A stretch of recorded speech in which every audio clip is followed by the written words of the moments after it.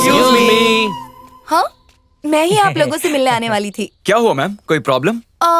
मुझे इसमें कुछ कमी लग रही है, लेकिन मैं समझ नहीं पा रही हूँ। क्या आप लोग बता सकते हो? देखिए मैडम, हम मंदिर में देवता को नहीं देवियों को देखने जाते हैं, तो ये मूर्ति के बारे में हमें कुछ भी नहीं पता है। आपको जो ठीक लगे वो कीजिए। ओह, समझ गई।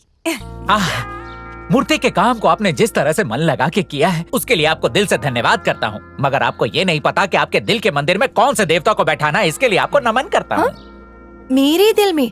मैं कुछ समझी नहीं। हमारे गजेंद्र भैया के बारे में आपका क्या ख्याल है? अब उनके बारे में मैं क्या कहूँ? उनके जैसा प्यारा इंसान मैंने आज तक नहीं देखा। सबका कितना ख्याल रखते हैं। उनका दिल सोने का है। बाहर से सख्त दिखते हैं, लेकिन दिल के बड़े नरम है, एकदम नारियल की तरह। अब और उनकी तारीफ में क्या कहूँ? बस कीजिए, रुला दिया। अपने दिल के अंदर दबे इस प्यार के समंदर को कब तक दबा के रखेंगी मैडम? प्यार प्यार व्यार कुछ नहीं है। मैं उनकी इज्जत करती हूँ। अरे रुक जा, सांस रुक गई, ढीला कर।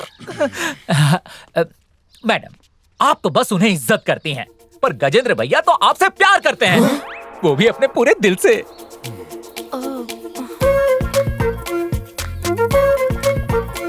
लगता है प्यार की चिंगारी लग गई भाइयों। देखिए, अगर ऐसी बात है तो फिर मैं उन्हें समझाऊंगी। मैं उनसे प्यार तो नहीं करती, लेकिन वो चाहे तो मैं उनकी अच्छी दोस्त जरूर बन सकती हूँ।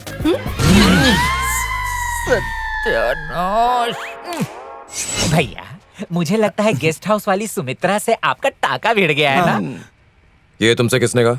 अरे ये लोग कह रहे थे कि दिवाली के दिन आप अपनी आंखों से प्यार के दिए जला रहे थे। बेकार की बातें मत करो, जाओ और जाके काम करो। भैया, दिवाली के दिन उन्होंने दियों से आपके नाम की आकृति बनाई थी, वो भी तो प्यार है। वो बालों में टूथपेस्ट लगा रही थी और ब्रश पर शैम्पू लगा रही थी। उसे पक्का आपसे प्यार हो गया था। एक बात बताओ, उसकी इन हरकतों के बारे में तुम लोगों का तो पता चला? वही तो मैं कह रहा हूँ। कुछ करता हूँ।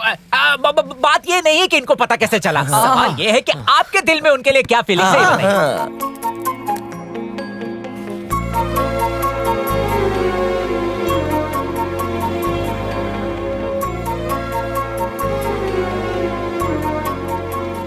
कल सुबह 8 बजे मैं मंदिर जाऊंगा। मंदिर में? और उससे जाके कह दूंगा कि हमारे बीच कुछ नहीं हो सकता। अरे ढीला करो यारो। भाइयों, कल सुबह हमें 6 बजे हर हाल में उठना पड़ेगा। हमें भैया को सुमित्रा से मिलने से रोकना ही पड़ेगा। अबे चिंगुरो, उठो। ये 6 बजे की जगह 9 बजे का अलार्म क्यों लगा दिया? लगता है पीने के बाद मैंने गलती से 9 को ही 6 समझ लिया। तेरे 9-6 के चक्कर में 12 बज गए यार। तू भी ना। गलती हो गई। भैया कहाँ है?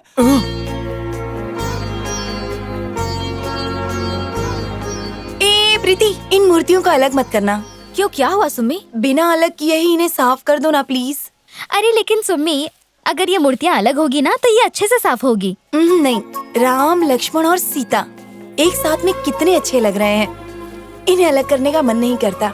एक काम करो, तुम कुछ और कर लो, इसे मैं साफ कर दूंगी।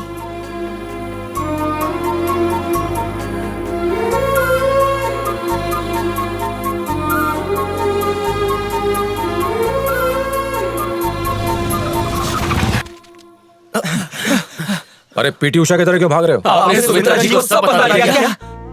अब हाँ, कुछ बताना तो था, वो याद नहीं आ रहा। हाँ, याद आ गया, अभी कह देता हूँ। सुम्मी चलो। हाँ।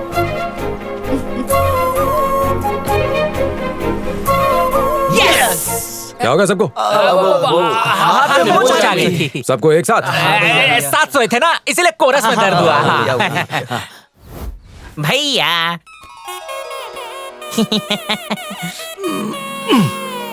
समझता ही नहीं है। अरे तू शादी कर रहा है? हाँ भैया, और मैं चाहता हूँ कि आप मेरी शादी में आके मुझे आशीर्वाद दें। अरे क्यों तू ऐसे समुद्र में कूदना चाहता जहाँ शार्क रहती हैं? मत कर। कोई बात नहीं भैया, मैं शार्क को अपनी दोस्त बना लूंगा। देख, मेरी बात मान जा, चिंता हो मणि। नहीं सकता, आज से मैं सिर्फ अपनी होने वाली घरवाली की ही बात मानूंगा। शादी जिंदगी बर्बाद कर देगी तेरी। भैया आप शादी में ना जरूर है ना। अबे चिंता मणि, संभाल के। और अकेले मत आना, सबको लेके आना। हे भोलेनाथ, इस भोले भंडारी की रक्षा करना।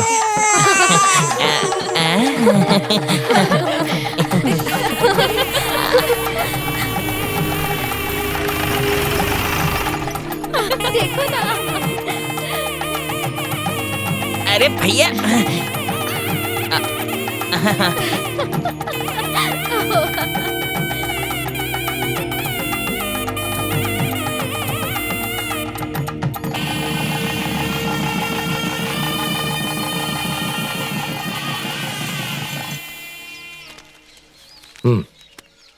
ले, भैया ये किस चीज के कागजात है? मार्केट में तेरे नाम की एक दुकान ली है।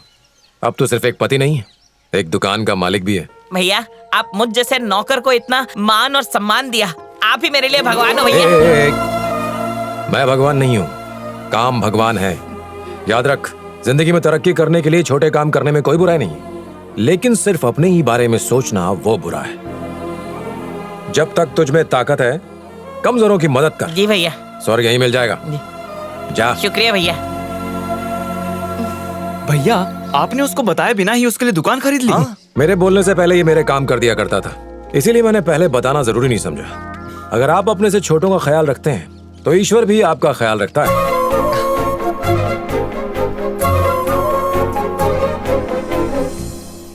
यहाँ पर बदला, उसको यहाँ पर लगाया और इसको उधर कर दिया। अरे राजन का ऊपर बुलाया है। हाँ। शंभू, हर साल की तरह इस साल भी लोगों का मनोरंजन करने के लिए कलाकारों को बुलाया है कि नहीं? हाँ, सब इंतजाम हो गया है। बेटी का फोन है। हाँ बोल बेटा। पापा परेशान तो नहीं किया ना? अरे बिल्कुल नहीं बेटा, वो देवी का जागरण है ना, उसी की तैयारी चल रही है। पापा कुछ पूछना चाहती हूँ, पूछूं? अच्छा, अगर मैं मना कर दूंगा तो नहीं पूछोगी क्या? बोल बेटा, क्या बात है? आज तक आपने मेरी कोई बात नहीं टाली, तो क्या अभी जो मैं कहने वाली हूँ, मेरी वो बात भी आप नहीं टालेंगे ना? दरअसल मैं यहाँ किसी से मिली हूँ और वो मुझे पसंद है। पापा, मैं उसे बहुत प्यार करती हूँ। अगर आपकी इजाजत हो तो मैं उससे अपने दिल की बात कह दूं? प्यार करने के लिए बाप की इजाजत मांगने वाली तू दुनिया की पहली लड़की होगी बेटा। उसे अपने साथ लेकर आ, मैं मिलूंगा। थैंक यू पापा। क्या भैया, हमें इतनी दूर लेके क्यों आए? कुछ बेल वेल करवानी है क्या?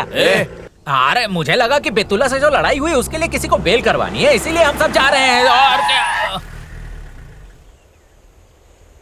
सुमित्रा ने मुझे यहाँ बुलाया है। मैं उसे साफ साफ बता दूंगा कि हमारे बीच कुछ नहीं हो सकता। तुम सब यहीं रुको, मैं आता हूं।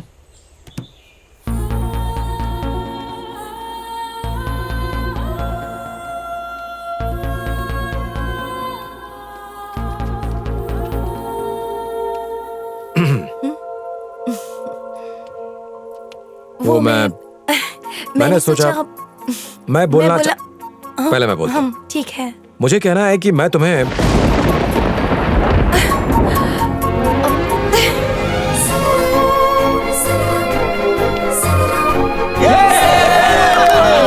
मैं तुमसे बहुत प्यार करती हूँ और तुम।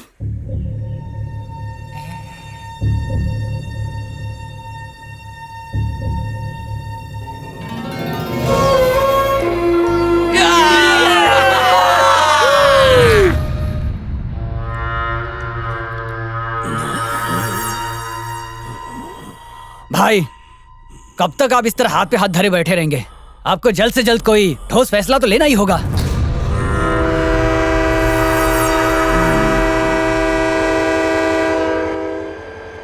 भैया शादी की डेट फिक्स करके ही वापस आइएगा। हाँ भैया। ठीक है, जाओ अब। चले जाएंगे भैया, चले जाएंगे ना भैया।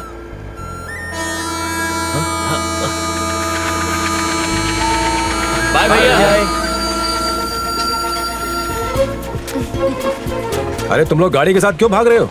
कामिनी जल्दी भैया, भाभी के बाद ये आपके घर की होने वाली दूसरी बहू होगी। नमस्ते। अरे ये कब हुआ? पूजा भैया, और ये देखो, ये मेरी वाली है। क्या तूने भी? नेहा, आजा। हाय, नमस्ते। भैया ये मेरी वाली है। अरे नेहा, तुम भी? तो मेरी पीठ पीछे तुम ये कर रहे थे? बाय भैया। ख्याल रखना अपना। देखो ना, इतने कम टाइम में नेहा को उससे प्यार भी हो गया। अच्छा, तुम्हें नहीं हुआ? नमस्ते बेटी।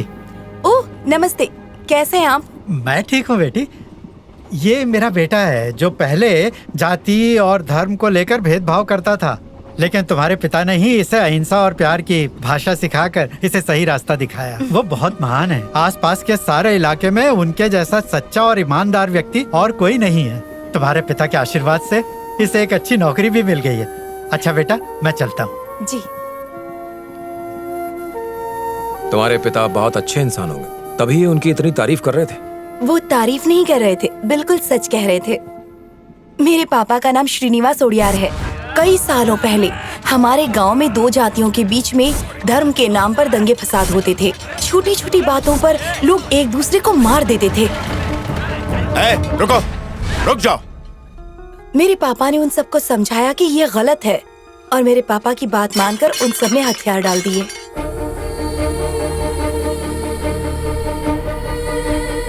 छोटे छोटे मसलों को लेकर लोग पंचायत के पास नहीं बल्कि मेरे पापा के पास जाते थे। आसपास के गांव में मेरे पापा की बहुत इज्जत थी, लेकिन मेरा भाई श्रीकांत ओडियार, उसका स्वभाव मेरे पापा से बिल्कुल अलग था।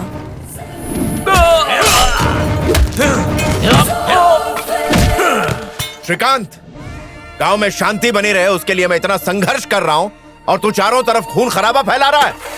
आप चाहे जितनी भी कोशिशें कर लो, पर इस गांव के हालात कभी नहीं सुधरेंगे। वो लोग शांति की भाषा नहीं, सिर्फ मार काट की भाषा समझते हैं। खून तो बहकर ही रहेगा। अरे क्या कह रहे हो? इस बिन माँ की बच्ची के अभी तुम ही सब कुछ हो, इसी के लिए सुधर जाओ। मेरे पापा और मेरे भाई के बीच रोजाना किसी न किसी बात को लेकर झगड़े होते थे। एक दिन हमारे गांव में दंगे के दौरान किसी की मौत हो गई। मेरे पापा गांव वालों को समझाने की कोशिश ही कर रहे थे कि तभी अचानक मेरा भाई हथियार लेकर निकल पड़ा। पापा ने उसे रोकने की बहुत कोशिश की, पर वो नहीं रुका। उसके बाद वो कभी लौट कर नहीं आया। सिर्फ उसकी मौत की खबर आई। सरपंच जी, आपका बेटा अब इस दुनिया में नहीं रहा। वहीं रुक जाइए। जिस समय मेरे खिलाफ जाकर वो गुस्से में घर से बाहर निकल गया था, तभी मेरे लिए मर चुका था। लाश को घर में मत लाइएगा, जला दीजिए आप सब मिलकर। जाइए, ले जाइए। सरपंच जी, वो आपका बेटा था। आपको गुस्सा नहीं आ रहा है? आपको उनसे बदला लेना चाहिए। आपके एक इशारे पर हम उन्हें काट के रख देंगे। बस, बहुत हो गया। और कितने बच्चों को अनाथ करने का इरादा है तुम लोगों का?